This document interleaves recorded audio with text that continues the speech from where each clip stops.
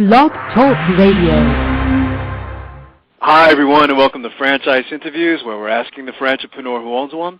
I'm your host, Marty McDermott, with my co-host, Don Johnson. And if you've ever dreamed about owning your own business, then you've come to the right place. Today we have a great show. We're meeting with the Vice President of Franchise Development for Massage Heights, Glenn Franson. And Massage Heights is an exciting new franchise opportunity in an industry that's still in its infancy stage. Massage Heights offers a luxury spa massage experience at an affordable price. Whether you're interested in developing a single clinic, multiple clinic, or an entire territory, Massage Heights has the right opportunity for you. And our first segment today is being brought to you by Franchise Interviews, LLC. Franchise Interviews gives you an up-close, behind-the-scenes look at franchising and entrepreneurship through our website, franchiseinterviews.com, where you can hear and read interviews, as well as get inside tips from some of the most successful sources in franchising. Our weekly franchise radio show on Blog Talk Radio, where each week you get to hear a new interview with franchisors, franchisees, franchise authors, franchise experts, and franchise attorneys. And our monthly franchise newsletter, which is a must-read for anyone looking to buy a franchise. We also just updated our photos of previous guests from the last year and a half. And Don, welcome back to another edition of Franchise Interviews. How's your week going, my friend? Fine. All's okay. How about yourself? How are you doing? Yeah, good. It's the first week of baseball season, so I know you must be excited being a Yankee fan. Yeah, it's nice getting baseball underway, and spring's in the air. It's always a nice time of the year. And wasn't your father at opening day? He was at opening day, and I fell asleep, so I didn't get to see the end of the game. But it sounds like you said they won that game. And did they play last night? Played last night. I'm pretty sure they lost, though. They did, okay. So I know they were losing late, but right. Yeah, it's nice. A lot of times there's not much on TV. You always have the ball game usually to fall back on. Right. Well, I know you're a big fan, so I suspect you're probably going to go to some games this year, aren't you? Yeah, that's what my wife and I are talking about now that our twins are getting a little older. It might be a little easier to take them to the game. Oh, absolutely. Absolutely. That should be a lot of fun. Yeah, and then pay hundreds and hundreds to go to the game. It's not like when you were a kid or I was a kid, right? We used to go to the game and it was just, it was just a day out. Now today it's just you really have to save your money. Right. These types of events, but... well, now in this area, your area, there's a lot of minor league baseball. Yeah, in Bridgewater, we have a team here in Bridgewater, and I forget the name, Don, what they're called. But, those games are a lot of fun. They typically sell out as well, Right. And it doesn't cost you an arm and a leg. And, it's great. Yeah, it's a nice family atmosphere. And oh, yeah, absolutely. So it is. It's a lot of fun. Our last show, Don, we got to meet with special guests Chad Kunkel and Chris DiMarchi, owners of the franchise Fish Window Cleaning. And since 1978, Fish Window Cleaning has been keeping windows clean. Fish Window Cleaning is now the world's largest window cleaning company, and they always treat every customer as though they're the only customer. I thought it was a very interesting show last week. Any thoughts on last week's? Yeah, definitely very interesting. I liked hearing the whole process of what they went through, from their early due diligence of investigating different franchise systems, what to invest in, to then going through training and opening up the business. And they talked about, like any new business, how they struggled and how rough it was to build up business, and now they're successful. And they really knew what they wanted. It was interesting how they had a whole list of what they wanted in a franchise system. Ended up choosing Fish Window, and they've worked hard. And it seems like they really work great with each other. Yeah, I totally agree with you. They went the franchise broker route as well, didn't they? Right, the consultant, yeah. They did. They went through a franchise broker, which was interesting, because they were presented with a lot of different opportunities. You were familiar with the company, and I was familiar with the company that they worked for in the past, Enterprise Rent-A-Car. And though it sounded like it was a great company, it sounded like they were just putting in some very heavy hours into working for that company. It sounded like they were working like 50, 60 hours a week, and both of them seemed like they were family guys, and I think they were a little frustrated. They never got to see their families, and it was just great hearing the story how they bought this franchise, and they worked very hard the first couple of years, didn't they? It wasn't easy in the beginning. They really... telling the story how they're going around cold calling and having their laptop in the car and... Exactly. They sound like they work very well together, too, don't they? It sounds like it was a good match, a good partnership. You never know with partnerships sometimes, but this one seemed to work out, very well. So it sounds like they really enjoy working together, which I think is really so important. Their typical day, too, I think they're down to like 4 days a week. It sounds like they go in at 6:30 in the morning, and they work till about 2 o'clock in the afternoon. Right. They go home for the day. There's no weekend work, and there's no nighttime work with this type of franchise. So yeah, that was one of their criteria for buying a franchise. That was that was one of them. But I just think they have the, just the right attitude. What a franchisor looks for. Right. People just looking to come in and work hard and just follow the system. They, aren't looking to change anything. Right. They just saw a business model that they feel they can be very successful with. They chose it. It met a lot of their criteria, and now they're doing well. And I think you mentioned he had a couple salespeople, a bunch of workers, and so I'm sure they'll keep growing. Oh, absolutely. I think these guys are just going to keep growing. It was interesting, hearing their backgrounds too. I was a little surprised at first when they said they worked for Enterprise Rent-A-Car, and in hearing a little bit about the franchise, it sounds like here was some franchisees, an assistant professor, a stockbroker, a vice president of marketing for Cracker Barrel. So it's not somebody who wants to go into the window cleaning business. If you want to go into the window cleaning business, this is not the franchise for you. You know what I mean? Right. So just great. I thought they had some great stories as well. Sounds like on their annual meeting, it's a real family type of atmosphere. Did you get that sense? Like it was like Yes. It's like a family reunion. Right. And I think that's attributed to the leadership as well. The gentleman who started the company, Mike Merrick, he was actually a banker. And he saw this niche in the market, and did very well with it. So good for them. I was just very happy. I thought it was a fantastic show, and I'd like to have those guys back in the future. Yeah, nice guys. I knew when I first met them at the Orlando IFA show just recently, a couple months ago, that they would be real interesting to speak to. Sure, absolutely. And weren't they like the franchisees of the year, I think? Was it for fish window cleaning? Or Right. So that's great. Just very nice guys. A lot of fun. What do we have going on today, Donna, over the next, month? Yeah, well, today we're meeting with Glenn Franson of Massage Heights. Really nice guy, and been working with their company now for a little while with financing. I'm really impressed with what they're doing and how they're growing. And right. Real nice guy. He'll tell us everything about the franchise and his experience, so we're looking forward to that. It's a great industry as well, too, isn't it? It sounds like a lot of exciting things are happening in the massage industry. I think the one thing, that you and I look for, as a marketing professor, I always tell my students to look for growth. And, I think over the last decade, there's been significant growth in this particular industry, and I think that growth is over the next decade is still going to be exponential, So right.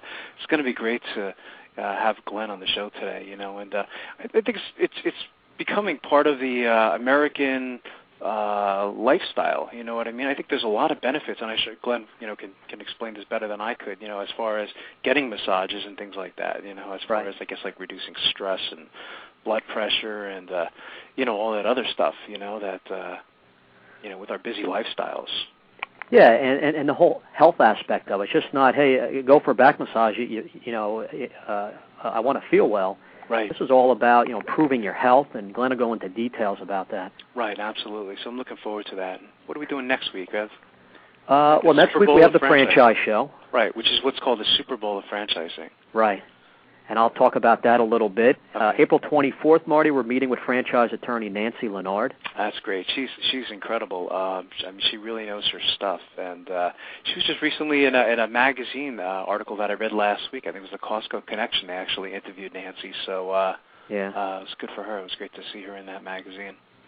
And on May 1st, we're meeting with John Cipolla of the franchise opportunity Verlo Mattress Factory stores. That's great. That should be interesting. I don't know if you know this, Don. I was actually in the mattress business well before I got into franchising. One of my first jobs out of college, I started working for Macy's, and we started a telemarketing department called 1-800-MACY-BED.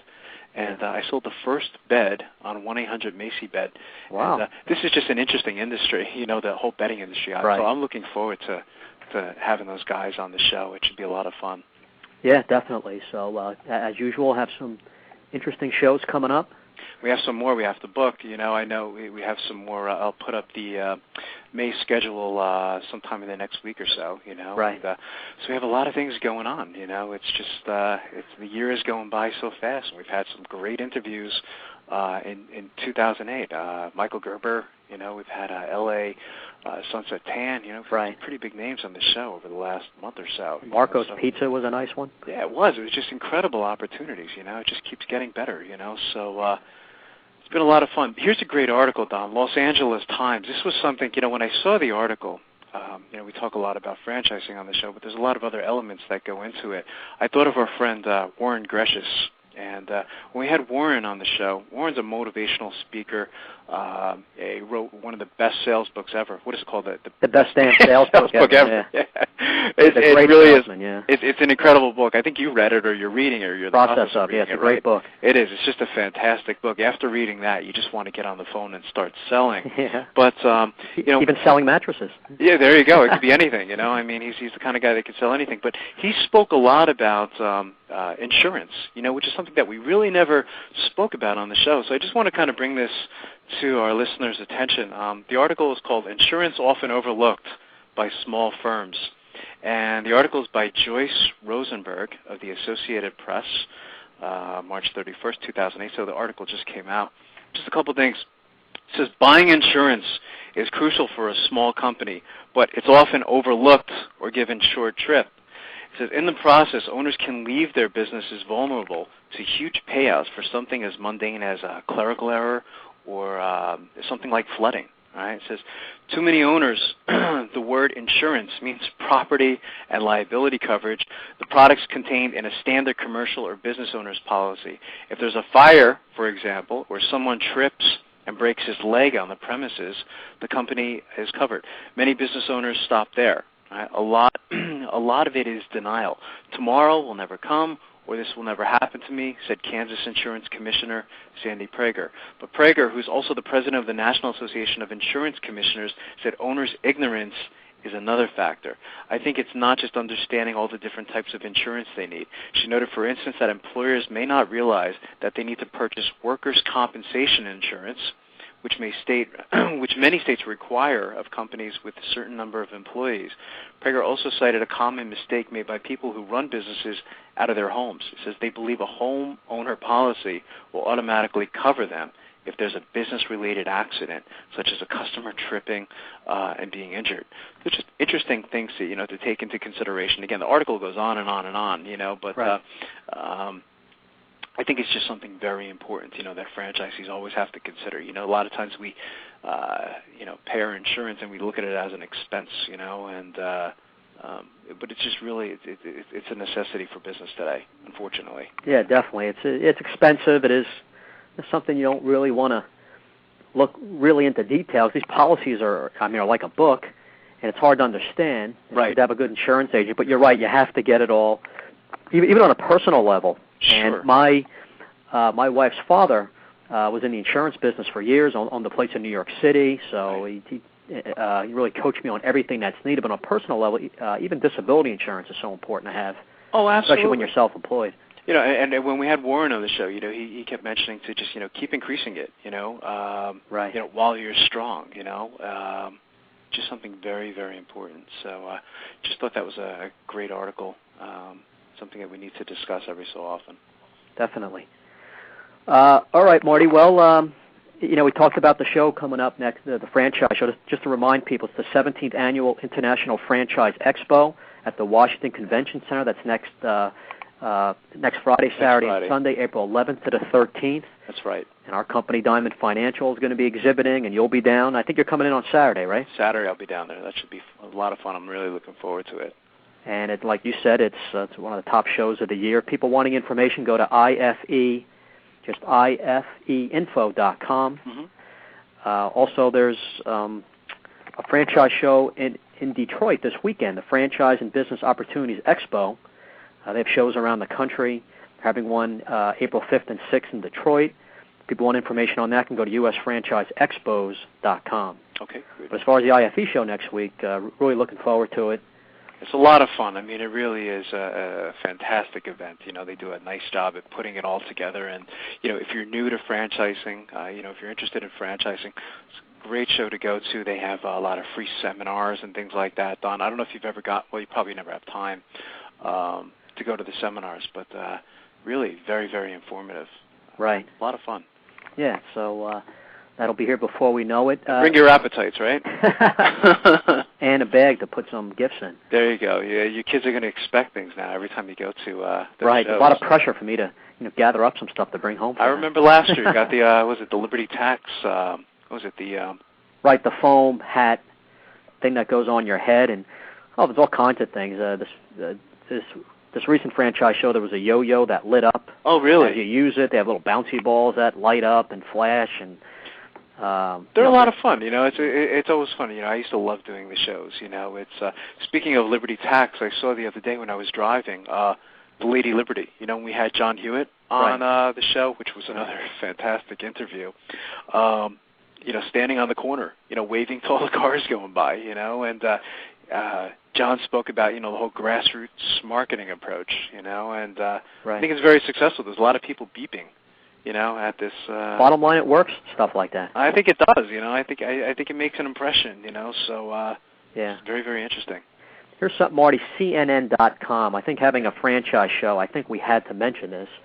It says here, Egg McMuffin inventor dies at 89. Yeah, I heard about Not this. a sad story, but at a Southern California McDonald's restaurant official says Egg McMuffin inventor Herb Peterson died in Santa Barbara at the age of 89. Peterson came up with the idea for the signature McDonald's breakfast item in 1972. Wow. He began his career at McDonald's as vice president of the company's advertising firm, which is called Darcy Advertising in Chicago. He wrote McDonald's first national advertising slogan, where quality starts fresh every day. That's interesting. I remember talking about that in my marketing class. We were going over marketing slogans for McDonald's. That's fascinating. And then he became a franchisee, which is interesting. Hey, you can go brag that one of the most popular morning items was something he invented. That's amazing, isn't it? Yeah. We spoke about the gentleman, I guess it was several months ago, with the fillet of fish. Right. Where he had that contest, didn't he, with, what's his name, Ray Kroc. And it was the hula burger versus the fillet of fish because on Good Fridays, McDonald's sales were going down, because people back then weren't eating meat on Fridays. So Ray Kroc's solution to the problem was, well, let's create a hula burger. And the other gentleman was saying, well, let's try a fillet of fish. And whoever sold more, that's the idea they were going to go with. Right. And, fillet of fish became to be a really, big item at McDonald's, and that's great to see, that a lot of franchises, Don, do listen to their franchisees. I think that's so important, I mean, again, a franchise is something where it's probably for someone who's not too entrepreneurial and likes to reinvent the wheel and things like that, but I think it's good to hear from the franchisees. I think, we've heard a lot of success stories of great ideas coming right from the franchisee, so I think that feedback is really very important. And a good franchise system will listen to their franchisees because maybe there is something that can be done better. Absolutely, absolutely. I mean, again, the franchisees are on the front line, you know what I mean? So they get to hear what the customers are saying, whether they're complaints or praises and things like that. And right. So I think it's really important to get that feedback from the franchisees, absolutely. Yeah, good point. Here's something, Marty, San Diego Business Journal online titled Franchise Ownership Offers Comfort in Tough Economy. Franchising has $1 trillion impact on economy, report says. This is by Liz Weideman. A period of economic uncertainty is not the time to sink one's life savings into a restaurant or shop, but it may be the perfect time to consider owning a service franchise, according to local franchise consultant Sherry Carroll. One factor in franchise choices is home equity. How many new franchisees financed their businesses in the past, she says. Right. Since equity loans aren't as available or as generous as they once were, service businesses with their much lower entry cost offer a path that many are taking to beat the economic blues, said Carroll. That's true. An 11-year volunteer with the San Diego chapter of SCORE, a nonprofit organization providing free consulting and inexpensive workshops for small business and new startups, Carroll was recruited by SCORE to provide franchise expertise. She says, while a franchise sandwich shop may cost $120,000 or more for the build-out and equipment, or $300,000 for a retail shop, a service business can cost as little as $20,000 to get started with almost no overhead, she said. I think this article is interesting because during a down economy, it seems like these lower-cost franchises or home-based franchises, probably are doing pretty well. Sure, absolutely. Some growing service businesses among San Diegans are Gurnee, Illinois-based Bright Star Healthcare. And Sandy, Utah-based Spectrum Home Services, which offer non-medical services to seniors, such as running errands and yard cleaning. Consulting businesses such as Carlsbad-based expense reduction, it says here, expense reduction analysts, along with executive training services such as Lajala-based Renaissance Executive Forums, also offer popular franchising opportunities, says Blair Nickel, president of the Louisville, Kentucky-based franchise network groups, San Diego and Orange County operations. With a countrywide unemployment rate of about 5% in the first 2 months of '08, up from about 4% early '07, according to the Employment Development Department of California. Franchising is bigger than ever in San Diego, says Nickel. Really? Franchise businesses now make up $1 trillion in U.S. direct economic output, according to the International Franchise Association report sponsored by the U.S. Small Business Administration. And we know this, but they say more than 3,000 companies are franchising nationally, and franchise businesses account for more than 50% of total retail revenue. I think that might be a new statistic. I don't think we ever saw it as high as 50%.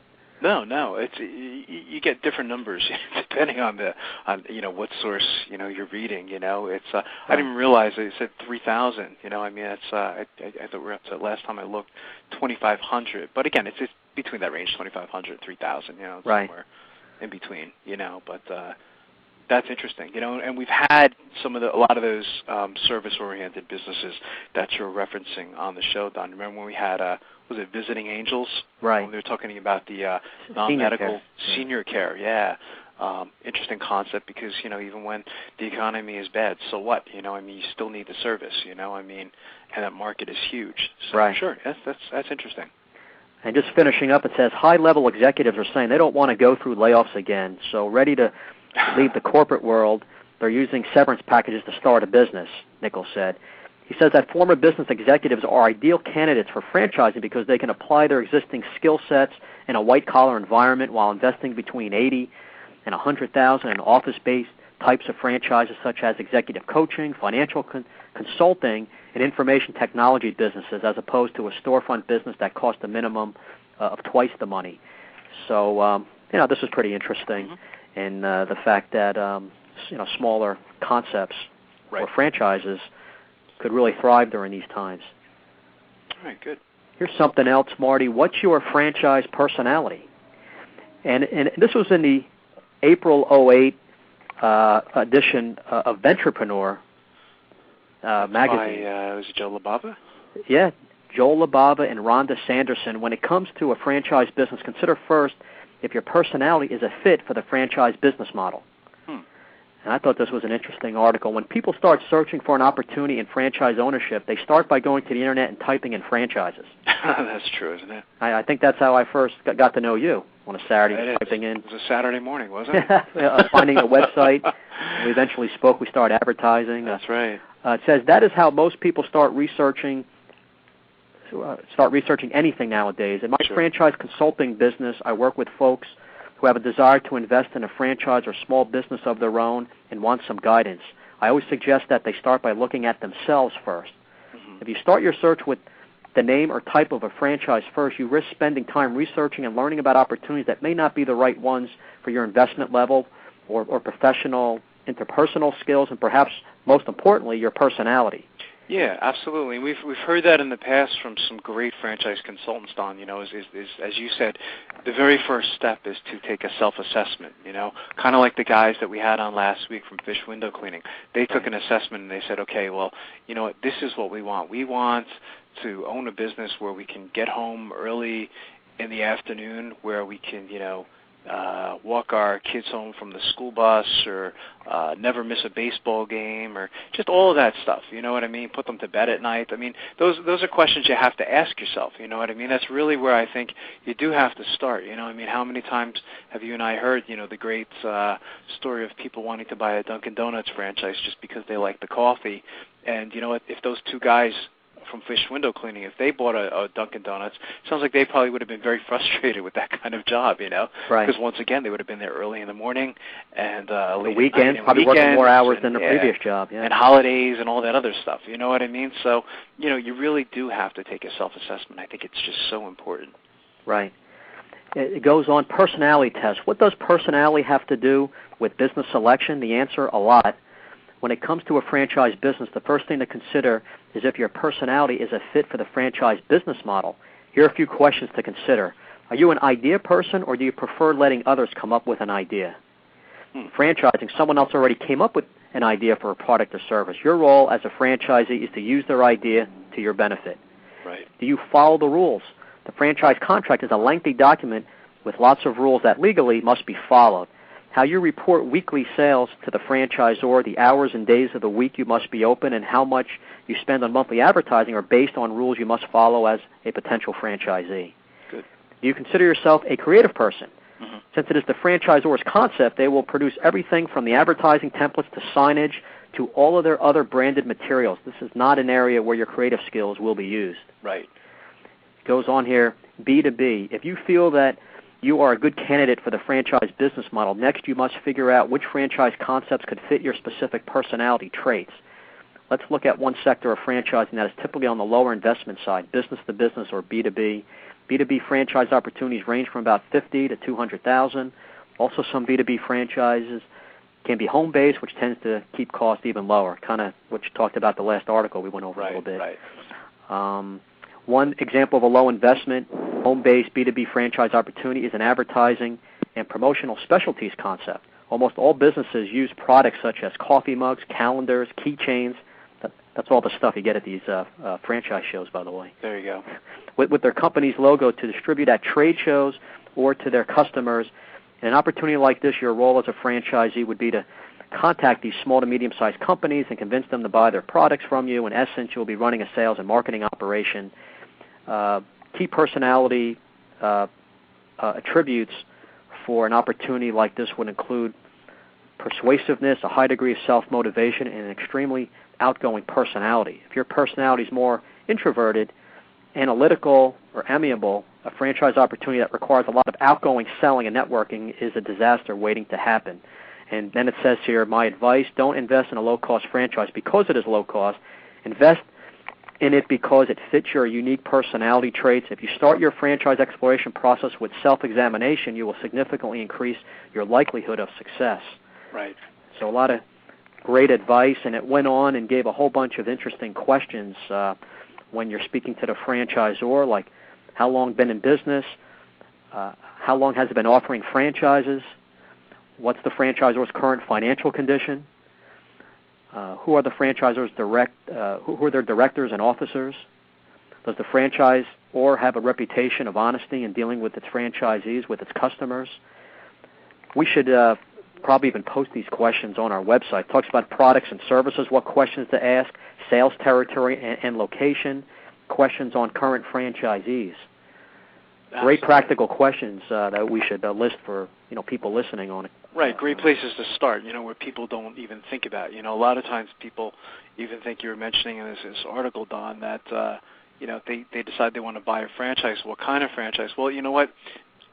It may be that franchising isn't for them because they are so entrepreneurial that they may be frustrated, you know what I mean, in following a system. Right. So these are all great places to start. It's a very good article. Yeah, and who wrote this? Again, Joel Labava, president of Franchise Selection Specialists. And we've had Joel on the show, and we're going to have him back as well. He just wrote a book recently on franchising, and right.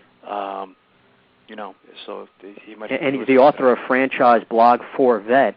Well, I remember he talked to us about that. And then Rhonda Sanderson's president of Sanderson and Associates out of Chicago. It's a public relations firm.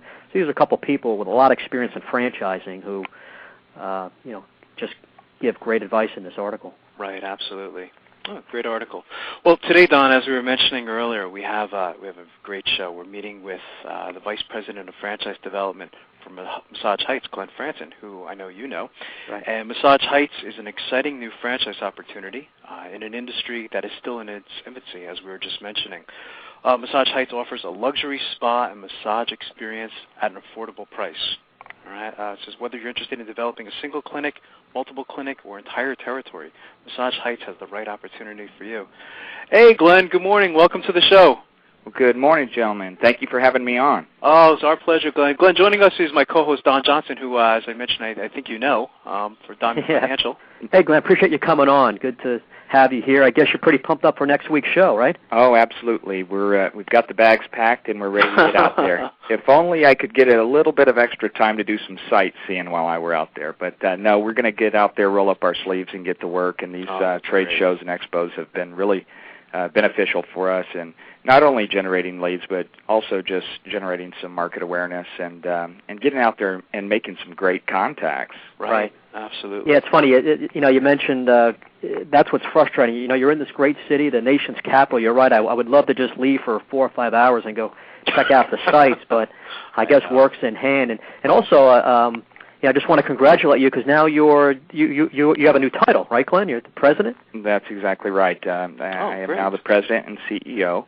Oh, fantastic. And that was made official just a couple of weeks ago here, and I'm really excited about that. I've been very involved in the leadership since really shortly after the inception of the business. And my brother-in-law, a family-owned business, Wayne Evans, was the actual founder, and he has gone through a period of transition where it's really not so much the business that he started 4 years ago. It's kind of taken a new direction, and he felt that I was the person that was going to be most qualified to take us to the next level. And so I'm really excited to have the opportunity and also to have the trust within the family, within him, within the corporation, and for him to be able to step aside and allow someone else to come in and kind of take the helm. That just tells you what kind of a guy he is. Absolutely no ego whatsoever, wants to do what's best for the company. And if I had to put myself in that same situation, I think I may have a challenging time accepting that reality. But he really wants to do what's best for the company, and we all feel here at Massage Heights Corporate that I'm the person that's best qualified to take us to the next level.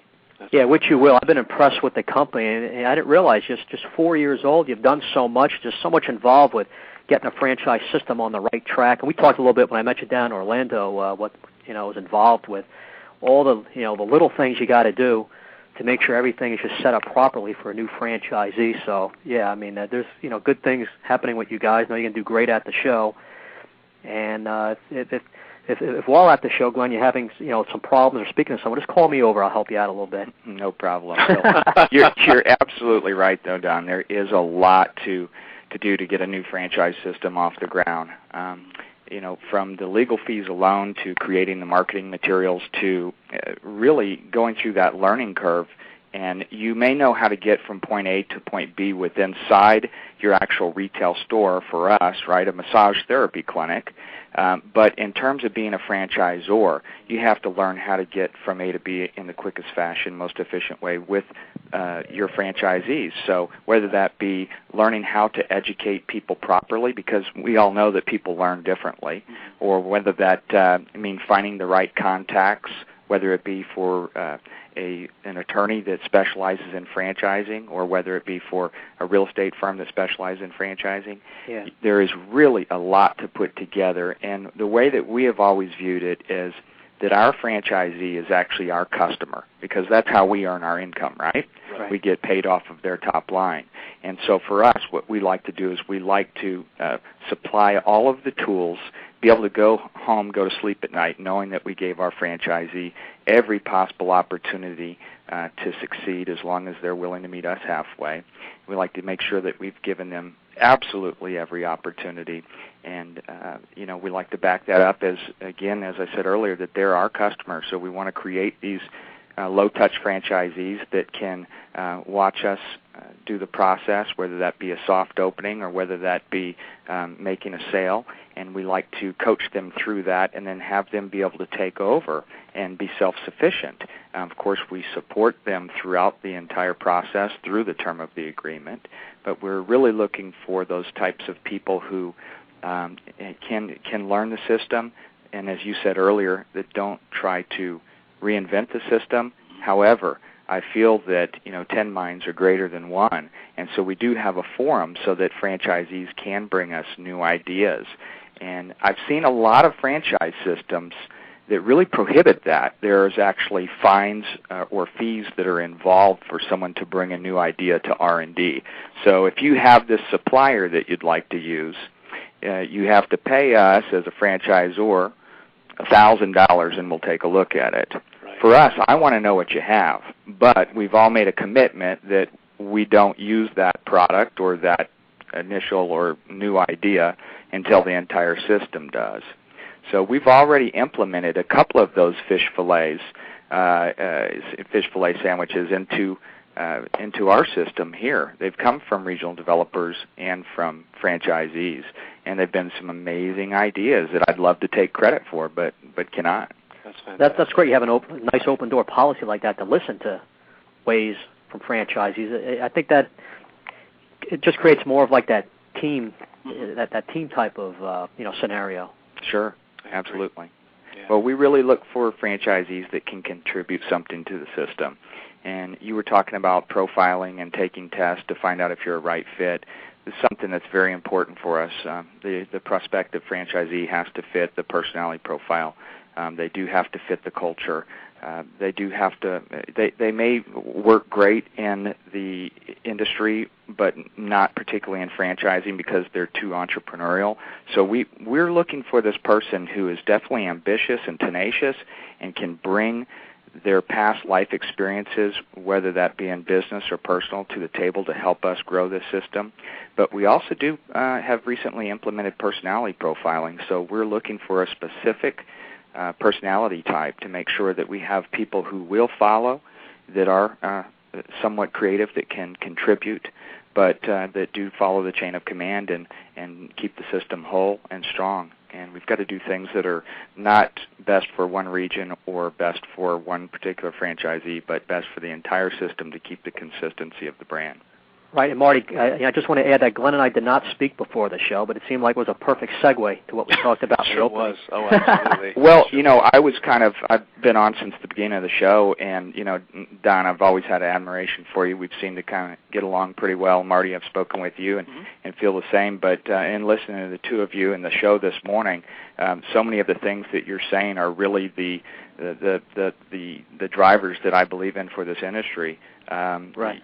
I was impressed very early on in the show this morning to hear some of the things that you were talking about, and I feel like it was a perfect segue, as you mentioned. Right. Yeah, I mean that's the whole reason why we started the show, Glenn, is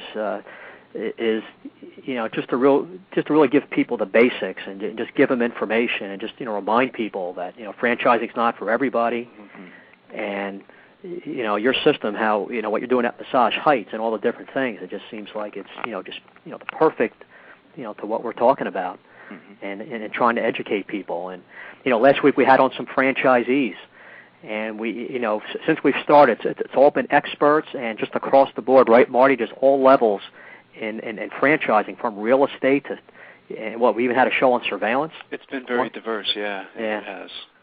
Yeah. Glenn, what were you doing before joining Massage Heights? What's your background? Well, I've owned a couple of other businesses. I've owned a restaurant and also a manufacturing plant, manufacturing dessert products.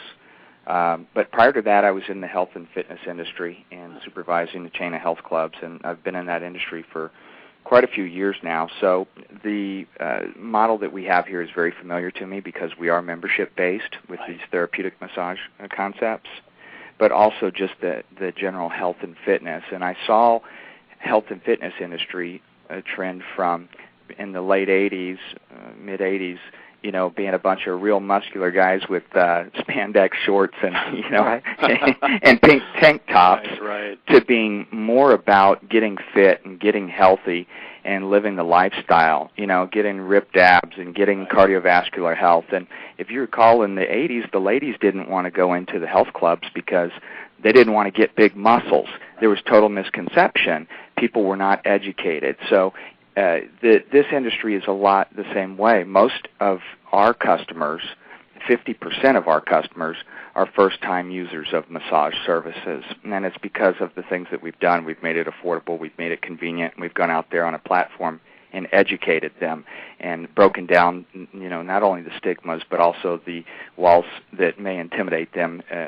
People are intimidated by things that they don't know the answers to. So should I wear undergarments? Is it going to hurt? Am I going to be covered up? Whatever it may be. So we educate them on the entire process. We tell them what to expect. They know that they're coming into a clean and professional environment, and it's consistent. And so we're out there really educating people, as I said, about the health and fitness business, educating them on the health benefits associated with therapeutic massage. And there are a lot of benefits. There are benefits like reducing stress and like lowering blood pressure and increasing circulation. But we have to continually get out there on the platform and reach out to people and let them know that, they should come on in and take advantage and then get involved in what we call a lifestyle program. And it's a lifestyle program, dubbed a lifestyle program, because that's exactly what it is. This is a lifestyle. This is something that we're making very mainstream. And it should be in addition to your regular exercise program or the way that you eat or trying to get enough water. It's a lifestyle, and that's the way that we're approaching it and ingraining it into the culture today. This is really right up your alley, Glenn, having that background health and fitness and now being in a franchise system where health is so important. I think that's what's going to really fuel the tremendous growth in your industry is the whole health aspect of it, because I never realized how important you're getting a back massage is. You just go there because it feels good, but that's just a small part of the whole piece now. You're absolutely right, Don, and you would be surprised to see how our demographic and our target customer continues to morph and change and dilute itself. And when we first got going 4 years ago, we were actually looking for that soccer mom that's affluent, that has leisure time to spare. Today, our customer has become primarily 30 to 39-year-olds. Secondary is 20 to 29-year-olds, if you can believe that. So wow, the younger, interesting. And then 40 to 49.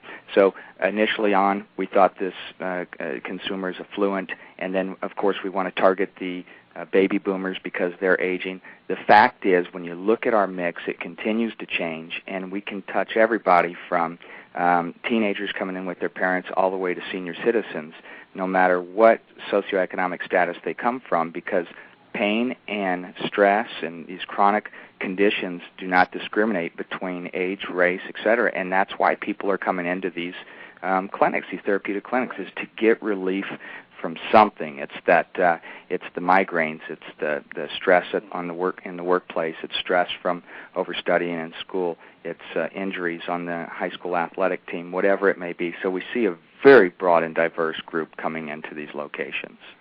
And it's such a serious problem nationwide, just something simple like stress. I've been finding out over the years how serious it is, and it can lead to so many different health problems. So, with your type of service, helping to relieve all that, it's just, it's now, like you said, a necessity. Yes, and it's an affordable way to do it, and it fits into your lifestyle, because typically in the past you'd need to book an appointment for a massage a couple of days in advance. You'd pay $80, $100, $150. Today, this is a society where we are looking for instant gratification. We dress our kids on the way to soccer practice. We eat lunch in the car on the way to our next appointment. Right. We're accessible by cell phone. You can buy a pair of blue jeans at 3 o'clock in the morning on the Internet. We want it now. Right. And at Massage Heights, what you can do is you can actually walk in. We have 20 to 25 therapists per location. We take up to 3,000 appointment times per month at each location. You can walk on in and get a massage right now when you need it, when you have free time, when you have a headache, or when your back hurts, or whatever it may be that fits into your lifestyle. So it's quick, it's affordable, it's convenient, and it brings all the elements together and is allowed for the average person like you and I to be able to take advantage of massage therapy much more frequently.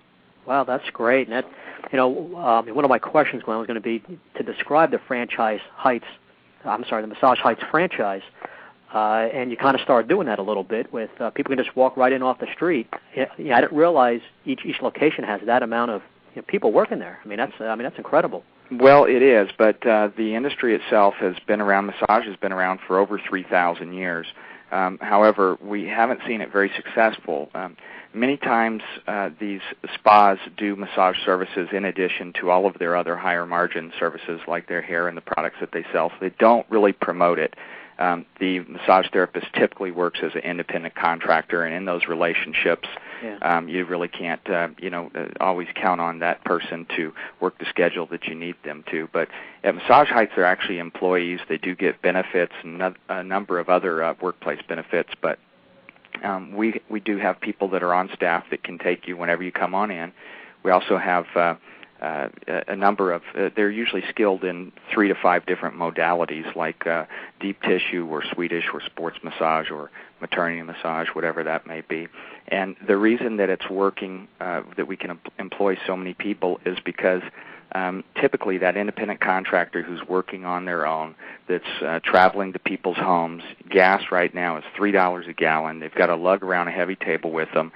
They're burning out of that type of self-employment relationship. They're looking for a home where they can get benefits, right. and this is atypical in the industry. They're looking for consistent work. They also don't necessarily, massage therapists don't necessarily have the skill set of being a bookkeeper or being a marketing person or financing or whatever it may be. So Good point. They don't have to worry about all that. They don't have to worry about it. They do. Yeah. That's right. They do what they do best, and we worry about the rest. And it's very hard work, and people don't realize that you really, almost like a doctor. You got to really know what you're doing and get training, and it's just very hard work to be doing that, several hours a day.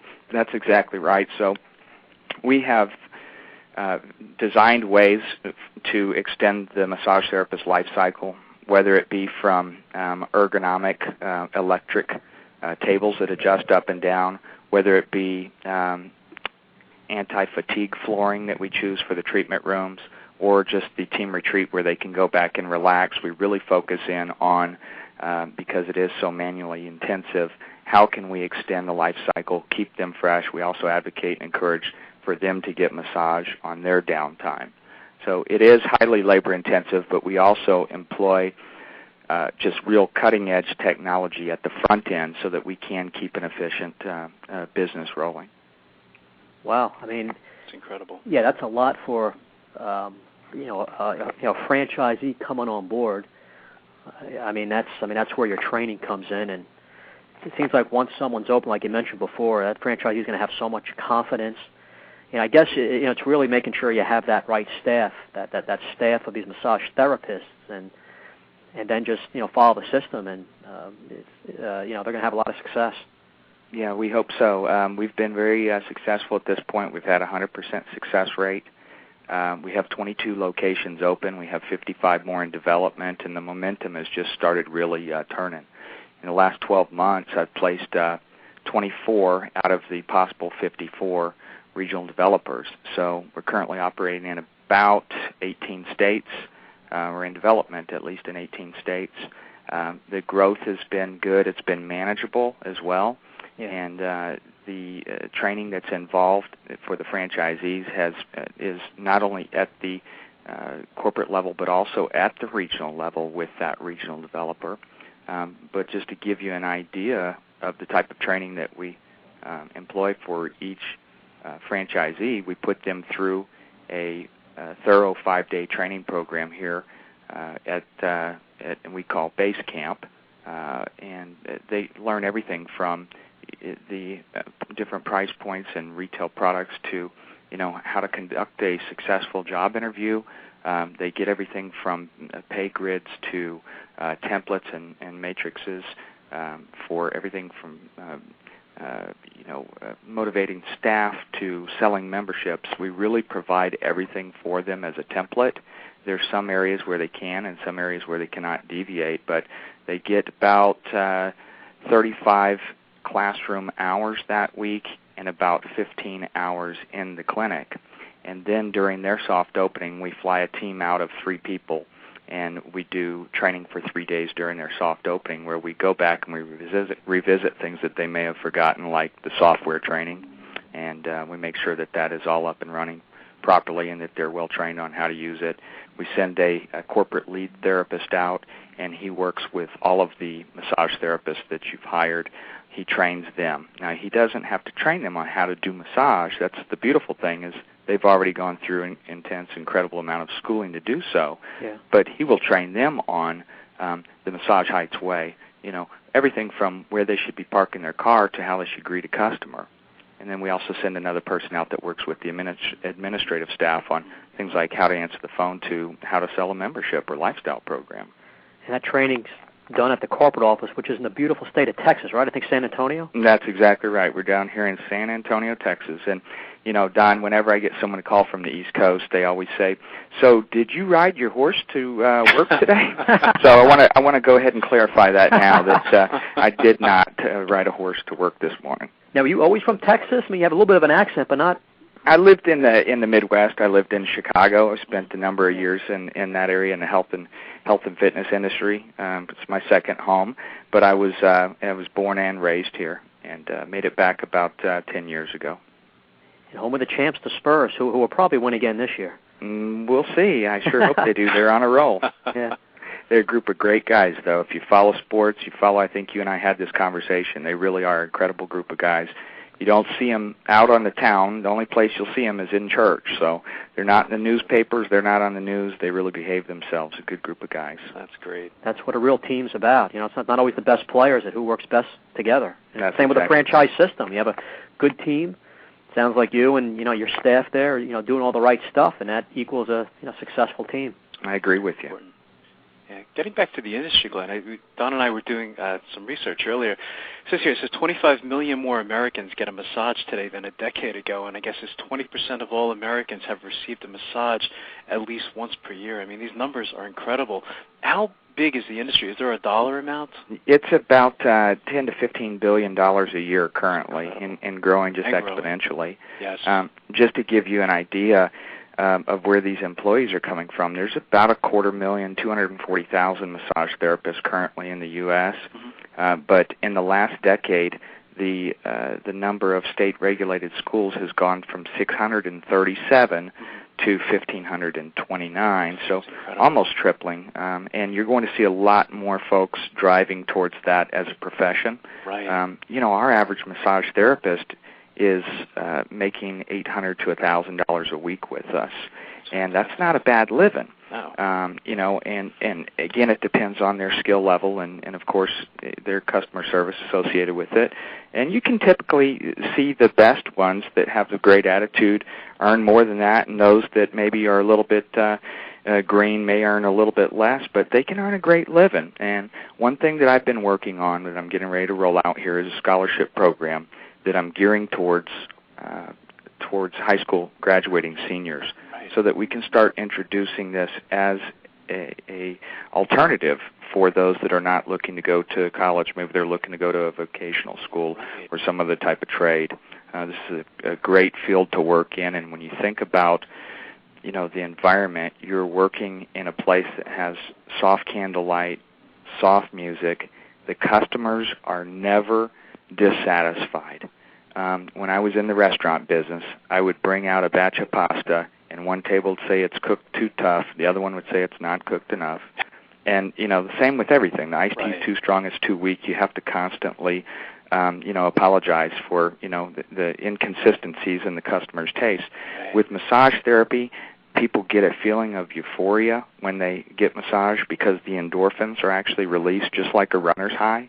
Yeah. And so when they get out of there, they have a smile on their face, their knees are weak, and they just want to sit in the lobby and relax for a minute, and they thank you for being there and for making it affordable and for making them feel better. So the customers absolutely love these massage therapists. They bring them cookies and they bring them Christmas presents, whatever it may be. They absolutely love it. And if you're a franchisee, to be able to work in that kind of environment where you can really make an impact on someone's life like that, that's incredible. There is a lot of businesses out there that, that you can't really look at yourself in the mirror at the end of the day and say, did I really help someone out today? And this is one of those where you really can. That's a good point, Glenn. Just that nice atmosphere. when so much in life is not that type of situation. I can understand why a therapist would like to work in that type of atmosphere, and then you get those repeat customers. So you get to be friendly with the customers, and you're right, they're leaving happy and feeling better. So, that would be a pretty nice atmosphere for someone to work in. That's exactly right, and we're able to, because of the membership program that we have, we're able to see those customers on a very frequent basis. Believe it or not, there's some people that come 2-3 times a week, and that's not the average customer. Average customer is coming about 1.7 times per month. But that's up from the average consumer last year going to the day spa, massage consumer going to the day spa 2 times last year. So we're getting to see people on a very regular basis. We're getting to know them and develop customers for life. We now are taking advantage of that relationship, and I shouldn't say taking advantage of, but I should say capitalizing on that relationship and selling them other products like our Heights at Home retail line of bath salts and bathrobes and creams and lotions and all of these other things that can help extend their experience that they had at Massage Heights. We also are selling them now elevated services, which are essentially add-on services. So we have things like hot stones or a hot towel foot exfoliation, a cold stone facial, things like this that they can come in and just pay a little bit more money, get a little bit more value. So for those customers that have been coming in for the last 3 years that have just been getting massage and are looking for a little bit more, we have that available for them now. Well, that's interesting. Just continuously to give the franchisee the edge with these extra revenue streams is pretty interesting. And by the way, I was just thinking those people who do come in 2-3 times a week for a massage, they're usually restaurant owners, right? Yeah, I think so. Yeah. It's funny you say that, Don, because yes, as a matter of fact, I'm thinking of an individual that I've known that's been coming a couple of times a week for a long time, and he's a restaurant manager for a big, it's a corporate-owned restaurant. I won't say which one, but they work them about 80 hours a week or so, I think on a slow week. You should start a direct marketing campaign, right, to those restaurant managers and chefs, just anybody in the restaurant industry. Yeah, boy, it's a tough one. It's a tough one. It really is. I've worked around that industry a lot. I have a very good friend of mine who's a chef himself, and it is a tough industry. A lot of people want to open a restaurant franchise. I think everybody believes that, if they can cook at home, that they can cook in a restaurant environment, and there's a lot more to it. But for some people, it's a great fit. Some people, this is a great fit, and it's really gets back to what is it that you love to do, what is it that you want to do, what is it you can do. For me, I'm not the type of person that, I want to make sandwiches or I want to smell like food when I get home. And when I was in the restaurant industry, I did. Right. When I was in the manufacturing industry, there's flour in the air everywhere, and the working conditions are not, that glamorous. So this is really, when you talk about franchising and what people should look for, they should really look for something that they're going to enjoy doing.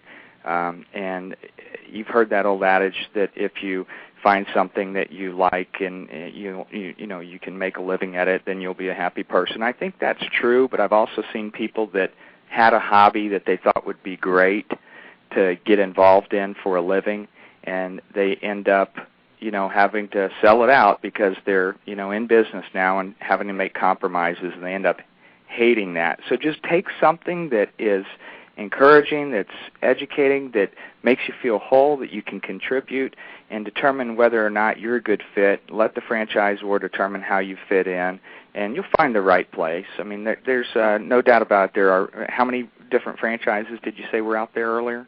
Close to 3,000. Yeah. Close to 3,000. That's a lot of opportunities. Right. Well, we're just giving great advice, Glenn. What other characteristics do you think make a successful Massage Heights franchisee? And mention a few good ones. Anything else? Well, I really think that it's someone who has some life experiences. That doesn't mean necessarily that you have to be mature in age, but someone that has lived through life a little bit, and that they can bring things to the table that can help to improve the system. It's these life experiences that are going to develop and mold and define the culture and the system itself. But I think, early on, We really didn't care if we had a owner that was going to be passive or active within the business. I think today that is something that we've not required in our disclosure documents, but I think when we're reviewing a franchisee, it is very important. Is this person going to be involved in the business and the day-to-day operations? And if not, then what is their plan? Who can they put in place? And I've just seen so many of these small franchises that have had owner-operators in them just exceed expectations and excel. And those that the owner is never in, tend to be the lower-producing units. So we certainly like to see someone who's committed, whether that's going to be part or full-time or have a solution for who's going to run that business, and someone who's certainly tenacious and that is hungry and that wants to succeed for whatever that definition of success may be. And so I usually ask that question, how do you define success? What would success look like if you could design it? And for some people, success is, to have, a lot more time with my family. For some people, that's money. For some people, that's prestige, whatever it may be. So we look at it and we say, okay, well, how does this fit? How does it work? And just because a guy wants more time with his family doesn't mean he's not going to be committed. That may mean that, he's looking to get home at 6 o'clock in the evening and have dinner. So really, you've got to find people that can bring something to the table and make it better. We look for people who will follow the system, but also for those who can occasionally question it and say, what if? What if we did this a little bit different? What would happen? And then we take a look at it. And sometimes we move forward with those ideas, and sometimes we say, what, great idea. It's not going to work this time. Don't let that prevent you from coming with ideas in the future. Again, real good practical advice. Absolutely. I just thought, a bit for the Massage Heights franchisee, how do they usually promote their business? I imagine a lot of word of mouth goes on with this type of business. And do you really want people out there? Is it just like any other business as far as trying to promote the business, or do you rely a lot just on promotional and also mailings, Glenn, or just simply word of mouth? Well, that's a great question, Don. And we've tried a number of different marketing techniques since the inception of the first, and we've got a pretty good feel for what does and what does not work the best. But we have done everything from radio and television to direct mailing and door hangers and referral programs. Yeah. And to answer your question, what's been most successful for us in these in these times, considering we're not this massive big machine that we can generate enough dollars for television constantly, has been direct mail and door hangers, and then the word of mouth is extremely strong. We have the ability to track all of our lead sources within our software system, and we currently do not have any type of referral or incentive program. We're in the process of developing a rewards program now, but people just bring their friends and family members in and they tell everybody about it because they feel like they got such a great find, they want to share that. It would be the equivalent of you maybe finding, high quality, super unleaded gasoline, right down the road from you for $1.20 a gallon or $1.50 a gallon. You'd probably first call your wife and tell her to go fill the cars up, and then you call your friends and your family and you tell them the same. It's kind of a strange analogy, but it's the truth. There's so much value created in what we do because people have seen this for $80 and $100 per hour. They come in with the expectations that it's probably going to be good, maybe not the best they've ever had. They soon realize that we've promoted or that we've hired the massage therapist from the local spa that they went to last year. They're getting a high-quality massage. They're getting a full experience and complete with aromatherapy and elevated services and, again, all of the little amenities. Right. And so they see a lot of value, and that's what creates a buying environment is when people see value. Right. And, just you could use that in a number of different examples, but most people will purchase anything when they see a tremendous amount of value in it, whether or not they need it or not. And just kind of an arbitrary example is that if you're looking at big screen televisions, and you see one on sale for half price, you're probably going to look twice at it. If you're not in the market, for big screen televisions. You may not look twice at one that's discounted at half price, but there's a certain point, this tipping point, in which it will become valuable to you. And that's what we're seeing in this industry. People are finding a lot of value, and that creates a repetitive buying environment. That's interesting. Is there an ideal location, Glenn, that you look for your franchisees? Yeah, we're looking to put in 1,800 to 2,400 square feet, Okay. Put those in primarily inline shopping centers or in caps, out parcels. We like to put them in primarily female-driven shopping centers. However, 40% today of our customers are men, which started out at only about 20% 4 years ago. Because it is a neutral environment, we do see a lot of men that aren't intimidated to come on in. But we do put those primarily in female-driven centers with big anchors like grocery stores. We like, obviously, everyone loves to be next to a Starbucks, but we're typically in with the tenants that are like tenants, maybe health and wellness oriented, maybe a tanning salon or a GNC or a healthy place to eat lunch or dinner. And we'll typically put 8 to 10 treatment rooms in a location. And that allows us to handle up to, as I said earlier, about 3,000 appointment times per month. Wow.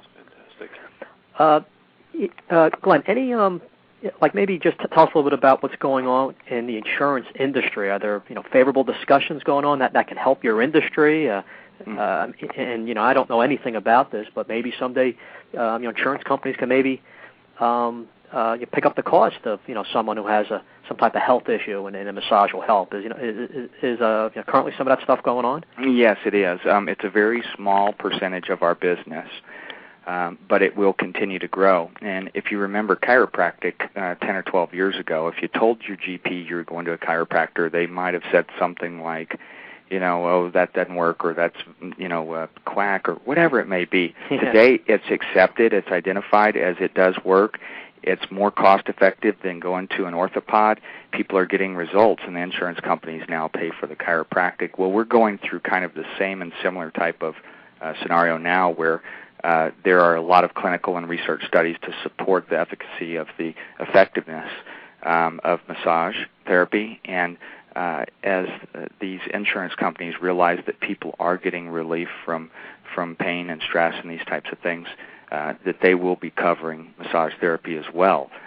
Maybe people will now not go to the chiropractor but come in and get the massage. My guess is that people will do both because the chiropractors have been great allies of ours, and they ask their clients to go get massage therapy before they come in for their adjustment.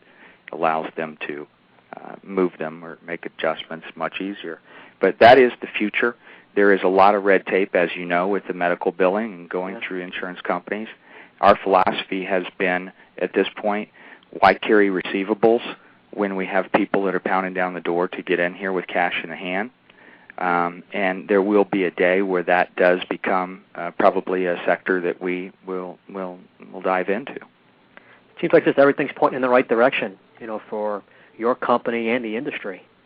Really is, numbers John. of people getting a massage, people realizing the health benefits, and I think you're right. I think the curve will catch up with the whole insurance situation. It just all is just, it's all pointing, all positive for Massage Heights. It really is, and this is, not to sound cliche, but it really is a ground floor opportunity for anyone who's looking to get into a space that really is, at the right place at the right time. I'd like to buy the whole state of New Jersey. There you go. You can have it. Actually, have a gentleman coming in from Philadelphia tomorrow, actually, for Discovery Day. So pretty close to you there. Yeah, definitely. Mm-hmm. That's great. Glenn, we have about 30 seconds. What's the best way to get in touch with you or get more information on your opportunity? Sure. Go to massageheights.com. That's MASSAGEHEIGHTS.com. Again, my name is Glenn Franson. I'm the president and CEO, and you can reach us here at the corporate office in San Antonio at 210-402-0777. I also like to point out that we have a member that is currently climbing Mount Everest. You can follow him if you'll go to our website. His name is Jim Curtin, and he has just arrived in Kathmandu in the last 48 hours. That's fantastic. Wow. Yeah, look for the icon on the front page. That's great. Well, I really enjoyed talking to you, Glenn. We're definitely going to have you back in the near future. You very much. Yeah, look forward to seeing you next week, Glenn, and good luck at the show. And by the way, the website looks great. Yeah, it does. It's a great website. Well, thank you very much. I appreciate the opportunity, and we'll talk with you gentlemen soon. Thanks so much, Glenn. See you next week. Take care. Take care. Bye-bye. Great show, huh, Don? Yeah. Just fantastic. Having Glenn on would be great. It's such a niche franchise and industry. Absolutely. And they know what they're doing. It's been great working with Glenn and some of the area developers, and we've been able to help some people, get them financed. So we're looking forward to that continued relationship. It sounds like a great experience. I suspect, you know what I mean? I suspect if you and I went to a massage heights, it's probably something that's very addicting, you know what I mean, where it just becomes part of your lifestyle, and this growth has just been incredible. I like how Glenn compared it to the chiropractic industry, because he's right about that. I remember 10, 15 years ago, doctors, used to say no, it's... And this is what's so interesting about the franchise industry in general. Look at all these. You go to a show. You wouldn't think about a massage business as being a franchise, but exactly. It's now becoming big time and growing, and so they're positioned right. And we always talk about having people back on the show, which we've done, and definitely it'll be interesting to see where they're at in a couple of years. Watching the growth of this company, so he was a really fantastic guest, and again, I'd like to have him back in another 6 months as they continue to grow. But great show, Don, and I guess I'll be seeing you next week at the franchise show in Washington, D.C. Yep. And for our listeners, go to franchiseinterviews.com and also gofranchise.com. Great. Okay. Look forward to seeing you next week. I'll be seeing you next week, Don. Take care. Great job. Bye-bye. Bye.